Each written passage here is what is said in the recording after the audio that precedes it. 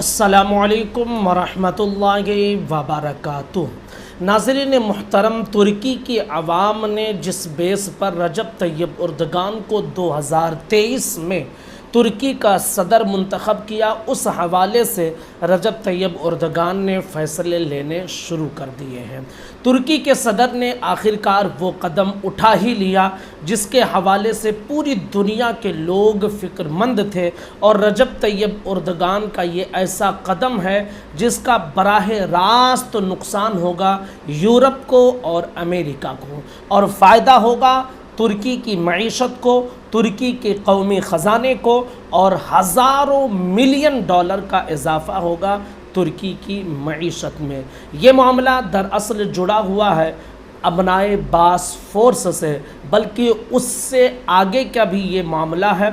आप अगर तुर्की की हिस्ट्री को नहीं जानते हैं तो ये छोटी सी वीडियो जो हम आपके सामने पेश कर रहे हैं, इसे सुनकर तुर्की के हवाले से पूरी हिस्ट्री आसानी के साथ समझ सकते हैं। दरअसल मामला ये है कि 100 साल पहले आलमी ताकतों ने और तुर्की के दरमियान एक मुआहदा हुआ था जिसको मुआहदा लौज़ान कहा जाता है। इसकी वजह से तुर्की को काफ़ी नुकसान उठाना पड़ा। यही वजह है कि आलमी ताकतें ये चाहती थी कि 2023 में रजब तैयब एर्दोगान फिर से सदर ना बने, इसलिए कि 2023 में मुआहदे लौज़ान को 100 साल पूरे हो जाएंगे, और तुर्की के सदर रजब तैयब एर्दोगान अगर सदर बन जाते हैं तो फिर वो इस मुआहदे को ख़त्म करने का फ़ैसला ज़रूर लेंगे, और अगर कोई दूसरा सदर बनता है तो या तो वो इस मुआहदे को ख़त्म नहीं करेगा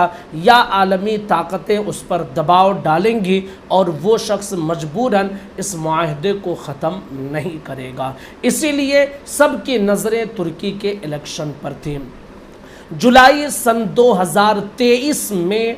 1923 जुलाई में जो मुआहदा लौज़ान हुआ था उसको 100 साल पूरे होने वाले हैं। याद रख लीजिए कि उस मुआहदे में बहुत सारी ऐसी शिक़ें थीं जिनको रजब तैयब एर्दोगान ने ख़त्म करने का धीरे धीरे फ़ैसला ले लिया है। तारीख़ का ये ज़र्री बाब आपकी निगाहों से हरगिज़ छुपा हुआ नहीं होगा कि ओटोमन एम्पायर, जिसे खिलाफत उस्मानिया कहा जाता है, इसने तकरीबन 625 सालों तक 3 बर्रे आज़मों पर हुकूमत की है, और अपने दौरे हुकूमत में ये सल्तनत इतनी पावरफुल और ताकतवर थी कि इसे सुपर पावर कहा जाता था। आलमी ताकतें इससे डरती थीं, और बहुत सारे मुल्क ऐसे थे जो इसे जिज़िये देते थे और टैक्स देकर इसके अमान में रहते थे। यही वजह है कि सबकी नज़रें ये थी कि मुसलमानों की इस ताकत को तोड़ दिया जाए, और 20वीं सदी में एक ऐसा मुआहदा किया गया जिससे तुर्की की ताकत को ख़त्म कर दिया गया। अगस्त 1920 में जंग अव्वल के इत्तेहादियों और तुर्की के हुकूमत के दरमियान एक मुआहदा हुआ, और उसमें यह शामिल किया गया उस मुआहदे के अंदर कि कौन कौन से मुल्क खिलाफत उस्मानिया यानी ओटोमन एम्पायर के साथ रहेंगे और कौन कौन से मुल्क को आज़ाद कर दिया जाएगा। उस वक्त ऐसे फ़ैसले किए गए कि जिससे तुर्की को बहुत सारा नुकसान उठाना पड़ा, और बहुत सारे मुल्क जो तुर्की के मातहत थे या तो उन्हें दूसरे मुल्कों के मातहत कर दिया गया या फिर उन्हें आज़ाद हुकूमत करार दे दिया गया। तुर्की की उस सल्तनत को, सल्तनत उस्मानिया को जब तोड़ा गया तो आज के दौर में 40 मुल्क उस हुकूमत से बने हुए हैं। फ्रांस, इटली, यूनान, इसी तरह हैंगर, बहुत सारे यूरोपीय ममालिक भी ओटोमन एम्पायर के मातहत आते थे। इस मुआहदे को मुआहदे सेर्वे कहा जाता है। अबनाए बासफोर्स और इसी तरह बहरे असवद, बहरे अहमर, इसको इंटरनेशनल इलाका माना गया, और ये मुआहदा किया गया कि यहाँ से जो भी जहाज़ें गुजरेंगी तुर्की उन पर टैक्स नहीं लेगा, और साथ ही ये भी फ़ैसला किया गया कि यहाँ पर आर्मी ترکی کی نہیں رہے گی اور خلافت عثمانیہ کی جو آرمی ہوگی وہ 50,000 سے زائد نہیں ہوگی۔ یعنی ایسے فیصلے کیے گئے جو ترکی کی آرمی کو سیدھا سیدھا دھچکا دینا تھا، اسی لیے ترکی کی آرمی نے اپنی سلطنت کے خلاف بغاوت کر دی اور اس کی صدارت کر رہے تھے اس وقت مصطفیٰ کمال اتا ترک نے، اور انہوں نے یہ ماننے سے اعلان کر دیا اور اس فیصلے کو چیلنج کیا۔ یہی وجہ ہے کہ ترکی جو آج جس میں ترکی ہے اس سے بھی کم علاقہ ترکی کو دیا گیا تھا، تو انہوں نے کہا کہ ہم اسے تسلیم نہیں کرتے، اور بہت سارے علاقے جو ترکی سے خارج کیے گئے تھے مصطفیٰ کمال اتا ترک نے آرمی کے ذریعے ان سارے علاقوں کو اپنے اندر لینے کی کوشش کی گئی، اور بہت سارے علاقوں کو لیا بھی، جس سے عالمی طاقتیں پریشان ہوئیں اور پھر سے ترکی پر دباؤ ڈالنا شروع کر دیا۔ ترکی پر پھر سے جب دباؤ ڈالا گیا تو ایک عالمی طاقت ایک طرف بیٹھی اور سلطنت عثمانیہ کے یعنی مصطفیٰ کمال اتا ترک کے جانشین لوگ ایک طرف بیٹھے، اور ایک معاہدہ ہوا جس کو سوئٹزرلینڈ کے ایک شہر لوزان میں، جس کو معاہدے لوزان کہا جاتا ہے، اور اس کے اندر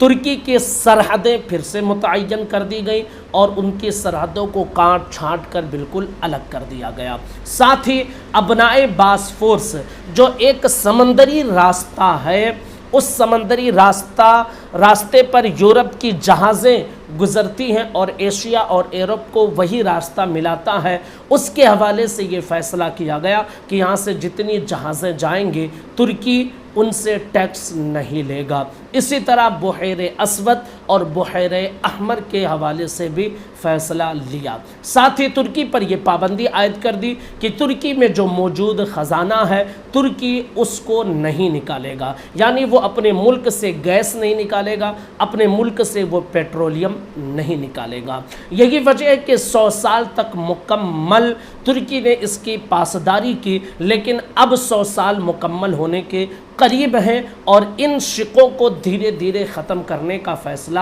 لے لیا گیا ہے۔ 2 سال پہلے رجب طیب اردگان نے اپنے ملک سے گیس نکالنا شروع کر دیا تھا اور پیٹرولیم کی جگہوں کی نشاندہی کر دی گئی ہے، اور یہ بتایا جا رہا ہے انٹرنیشنل میڈیا کے ذریعے کہ جولائی تک کے معاہدے لوزان کے ساری شقوں کو دھیرے دھیرے رجب طیب اردگان ختم کر دیں گے۔ اگر رجب طیب اردگان معاہدے لوزان کے شقوں کو ختم کر دیتے ہیں اور ابنائے باسفورس پر وہ ٹیکس لینا شروع کر دیتے ہیں، جیسا کہ رجب طیب اردگان کا اعلان نامہ آ چکا ہے کہ وہ ابنائے باسفورس کے حوالے سے جو معاہدہ ہوا تھا اس معاہدے کو ہم ریجیکٹ کرنے کے لیے تیار ہیں، اسے کوڑے دان میں ڈالنے کے لیے تیار ہیں۔ اگر یہ ابنائے باسفورس والا معاہدہ وہ ریجیکٹ کر دیتے ہیں تو اس سے سیدھا سیدھا ترکی کی معیشت کو